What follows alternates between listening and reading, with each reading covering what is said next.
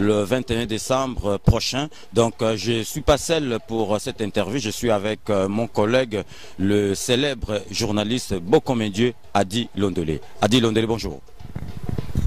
Ah oui, bonjour César Gadi et bonjour à Monsieur Alain. Le monsieur qui a dit oui pendant que les autres ont dit non, pendant que les autres s'abstiennent, lui a dit oui. Bonjour Monsieur Alain. Bonjour. Donc déjà pour commencer, Monsieur Alain, vous en êtes où dans le préparatif de ces grands concerts du 21 prochain avec JB Mpiana? Écoutez, je vous remercie pour votre invitation. Je suis ravi de rencontrer vous-même et votre collègue, César et Adi Londolé. Voilà, je vous remercie pour ce jour et en plus devant le Zénith de Paris. Écoutez, au jour d'aujourd'hui, nous sommes très avancés dans le concert du Zénith. Comme vous avez pu le voir, donc le Zénith, le concert est confirmé par le Zénith. Les billets sont déjà en vente.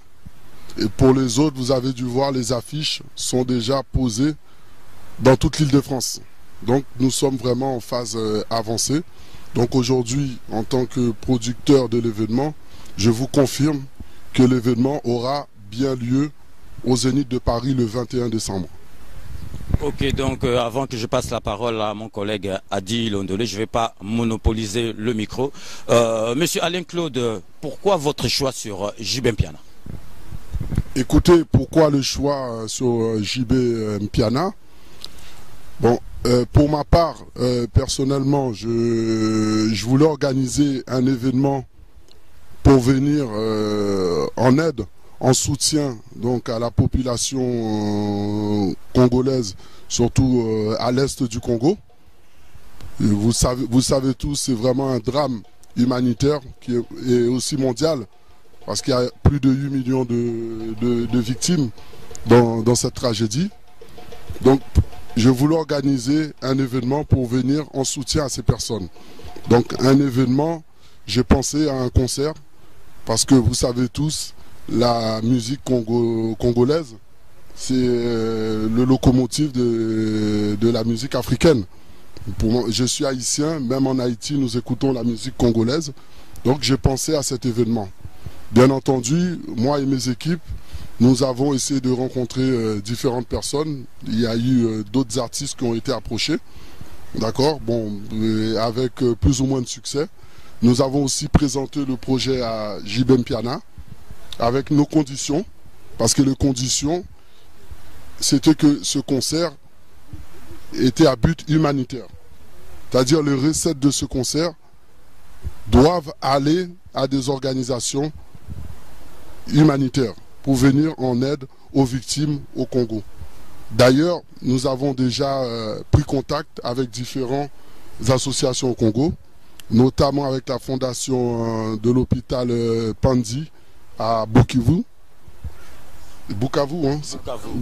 excusez-moi. Nous sommes aussi rencontrés en contact avec l'orphelinat Notre-Dame de Liesse pour venir en aide aux enfants qui sont dans cet orphelinat. Nous sommes aussi rentrés en contact avec l'hôpital Kalembelembe, où il y a de nombreuses femmes qui ont accouché, qui ne peuvent pas payer leur sortie. Donc tous ces fonds seront reversés à ces associations que je viens de vous annoncer aujourd'hui. Et JB a accepté ces conditions que nous lui avons émises. Voilà. Alors, Monsieur Alain, quand vous dites que ça sera un concert humanitaire, donc quand vous avez encore dit que vous allez déverser les fonds qui seront qu'on aura ici pour aller déverser dans les associations, mais comment pensez-vous faire une recette pendant que les Congolais de la diaspora sont contre le concert? Ils ont dit il n'y aura pas de concert. Là, ça sera déjà une guerre ici.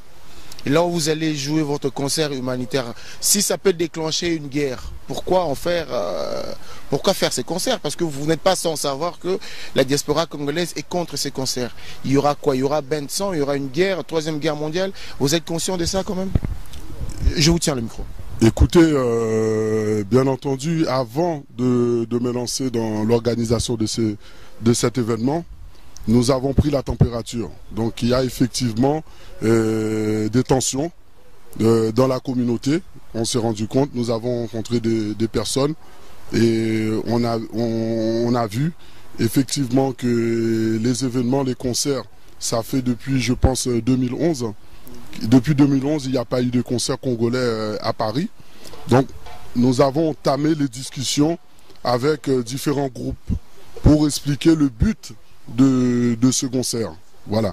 Et quand vous dites groupe, vous parlez de qui? De groupe je ne veux pas rentrer dans des polémiques. Nous sommes dans un concert humanitaire. Nous avons cherché à discuter avec différentes personnes qui s'opposent au concert pour leur expliquer le but de cet événement. D'accord? Aujourd'hui, personnellement, moi je suis haïtien. Pour ceux qui se disent, mais pourquoi c'est un haïtien, il veut organiser quelque chose pour les Congolais, peut-être pourquoi il ne le fait pas pour Haïti? Moi, Haïti, quand nous avons été frappés par le tremblement de terre, d'ailleurs je tiens à remercier les Congolais, parce que tous les Congolais avaient répondu en masse pour soutenir les Haïtiens lors de cette épreuve.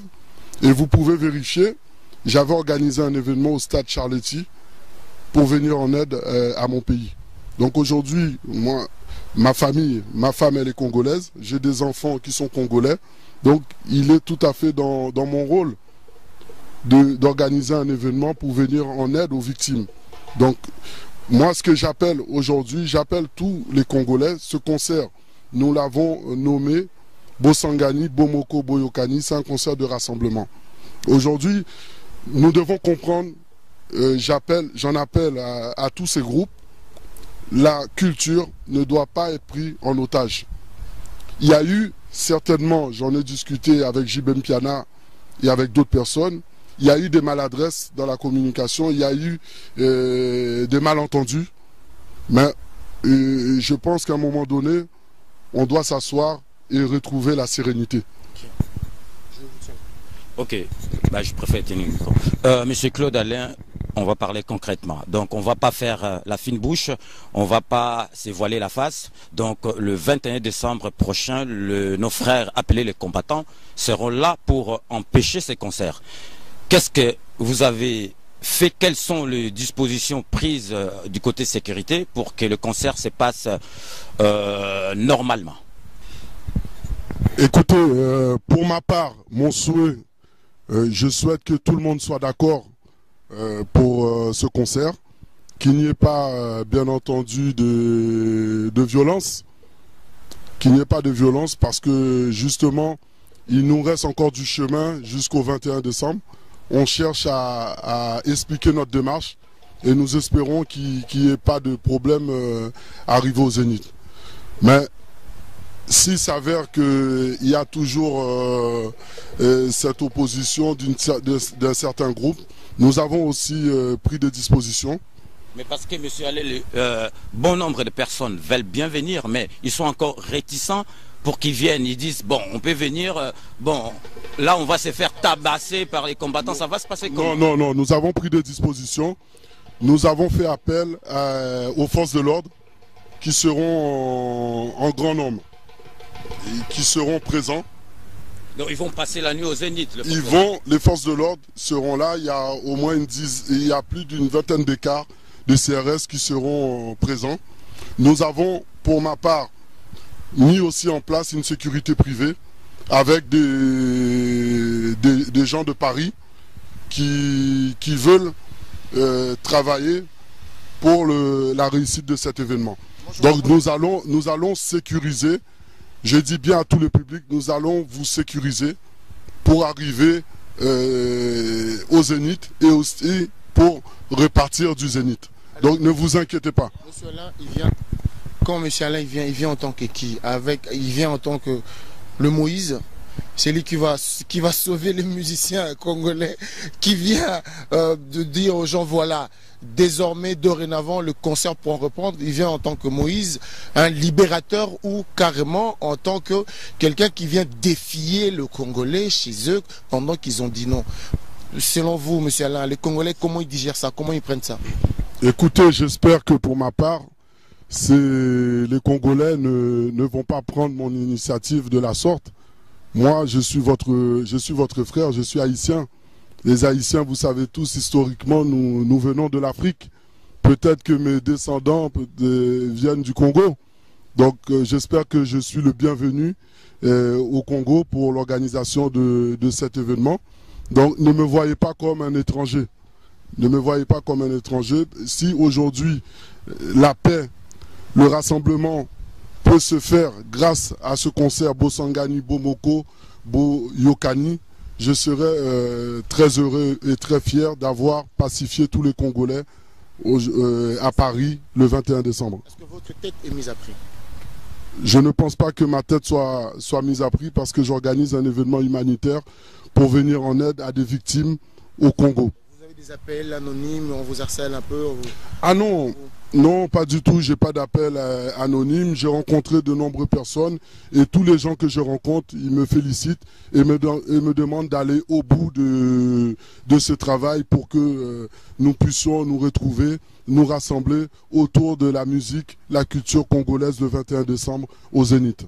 Monsieur Alain Claude, que diriez-vous de mauvaises langues qui enflent la polémique dans la communauté congolaise en disant que M. Claude Alain n'est pas le vrai organisateur de ces concerts? Donc le vrai organisateur de ces concerts est le gouvernement congolais qui a envoyé l'argent à M. Claude Alain pour faire l'étiquette. Qui est derrière, monsieur Alain? Écoutez, moi, je suis content de cette question. Écoutez, pour ceux qui ne me connaissent pas, je suis un homme d'affaires. Ça fait plus de 20 ans que j'ai fait des affaires en France. Donc, pour organiser un événement tel que le Zénith le 21 décembre, je n'ai pas besoin de quelques soutiens, que ce soit du gouvernement congolais. C'est une initiative qui est propre à ma personne. J'organise cet événement avec mon argent. Donc je n'ai le soutien d'aucune personne. Aujourd'hui, toutes les personnes congolaises qui sont autour de moi pour cet événement, c'est parce que je les ai sollicités. Donc cet événement, je n'ai pas le soutien du gouvernement congolais, je n'ai pas de contact avec le gouvernement congolais. Juste une dernière question. Monsieur Alain, si jamais le Congolais qui vit ici à l'étranger, par A plus B, vous démontre que le jour du 21 décembre, il y aura vraiment castagne, il y aura vraiment la guerre. Vous, qu'est-ce que vous allez faire si vous disent vraiment, ils vous montrent par A plus B, qui sont déterminés et catégoriques en disant qu'il serait mieux pour JB de ne pas venir ici, il serait mieux pour M. Alain de ne pas organiser ce concert. Que feriez-vous?